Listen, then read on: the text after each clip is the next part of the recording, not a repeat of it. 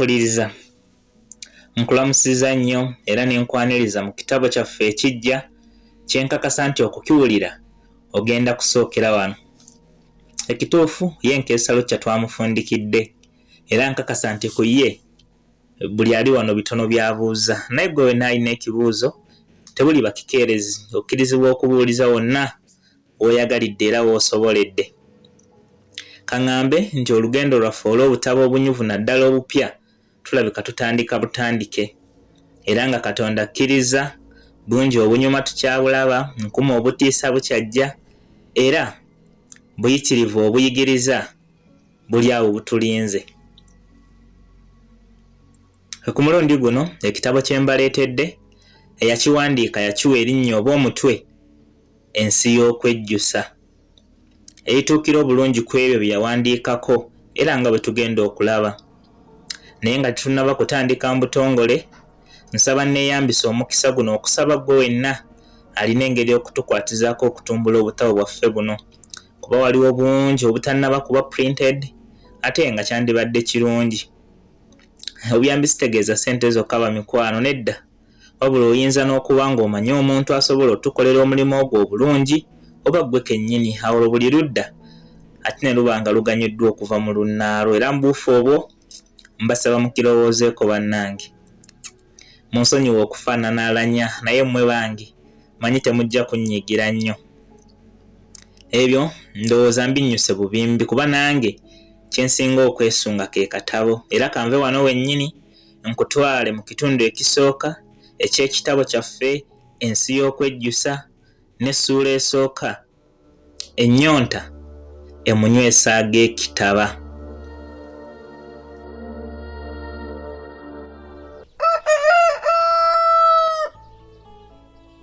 Mu nsi buli kintu kyonna ekibaawo kiba n'ensonga esukkamu emu lwaki kiba kituuseewo. Wabula ensonga zino za mirundi ng'ebiri, omuli embi n'ennungi. Naye wadde kityo bwe kiri, tekitegeeza nti ebibala ebiva mu nsonga ezo birina kuzifaanana, nedda. Anti oluusi omuntu oyinza okukola ekirungi wabula ne kikuviiramu bubi nga bwe tuyamba abatwefuulira. Ne ku ludda olulala bwe kityo, waliwo bangi abaganyulwa mu bikolwa byabwe ebibi, weewaawo baalugera dda nti okalya dda kadda dda, naye ekyo tekijjaawo kiri ekyokuba ng'aganyuddwa mu kaseera ako. Mu bye tukola oba okwogera waliwo ebifundikira nga bituzaalidde kamwenyumwenyu na nseko ku matama okukira ow'amali bw'alonze erinnyo. Wabula mu ngeri y'emu waliwo n'ebitusasula obulala okwawukanako ne bwe twandyeyagalizza. Era bino bitulekera biwundu ku mitima ssaako n'okutujjuza okwemulugunya mpozi n'okwejjusa okuyitiridde. Anti nga buli toleka kwebuuza na kwevuma ekyo ekyakubagula okukola ekikuzaalidde emineene. Mu buntu wandirowoozezza nti by'onejjusa tebyetaaga kulowooza, kukola oba wadde okwogera.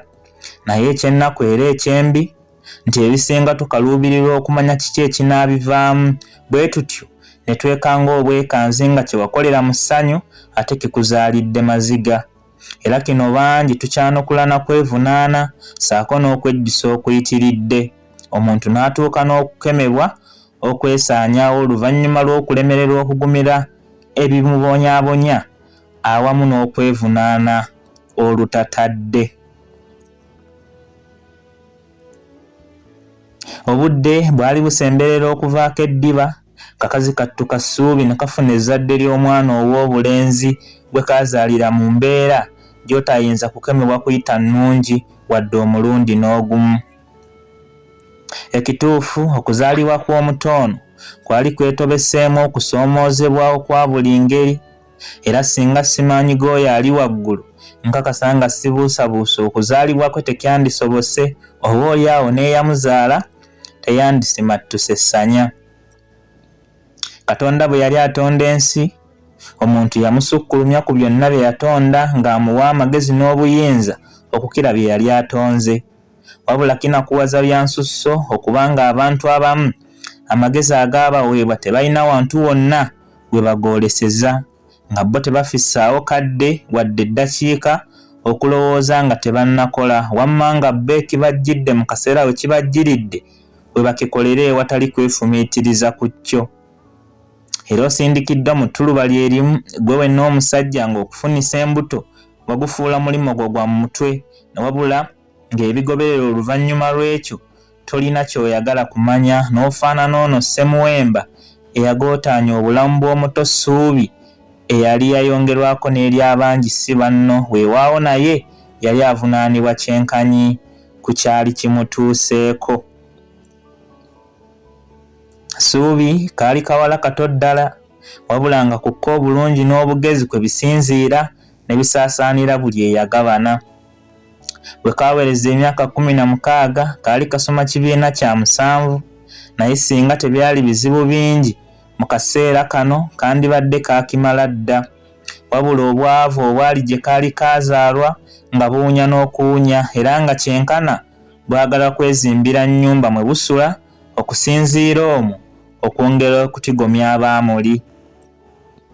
Embeera eno kukko bambi kwe yaggukiranga era kaasumbuyibwa nnyo anti nga buli lwe bagoba tekaawukana ku mugendo, era ensoma eziwera bambi kaazisubwa si lwaki wabula lwa bubulwa bwa bisale.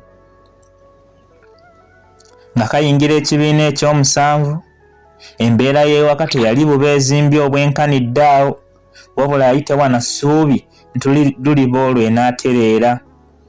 Era mukazi wattu yalina amagezi g'okutegeera ebimusomesebwa, ku mbeera eno kwe yasinziira okusaba Katonda amusobozesa okumalako ekyomusanvu, wabula byo eby'okusoma okweyongerayo teyabigatta mu ssaala ze kuba yali akimanyi nti okwo kubeeranga okugezesa Katonda we, anti ekyo bambi yali akiyita kitasoboka. Okusaba yanyiikira naye ng'afaanana akootakoota mu gaalumonde, anti ng'enjawulo nzibu kuzuula.